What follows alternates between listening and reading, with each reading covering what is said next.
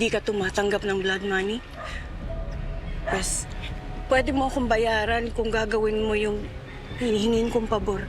Anong pabor? Umalis na kayo ni Totoy dito sa Manila. Ano nangyari, Stanley? Parang bumabagsak ang negosyo natin, ah. Kapag ginawa mo yan, magiging katulad ka rin ni Don Silvio. Magiging pareho kayong mamamatay tao. Wala na akong pakialam! Pinatay niya yung tatay ko! Papatay ko siya! I'll make sure sa akin mapuntang lahat. I'll make sure everything I deserve, I get. Bago maagaw ni Totoy Bat! Hindi ko hahayaan na maagaw nila kung ano ang para sa atin. Gusto ko nang masimula ng pag-develop, ASAP. Tigas talaga ang mga ulo dito ng mga tao. Mas matigas ako.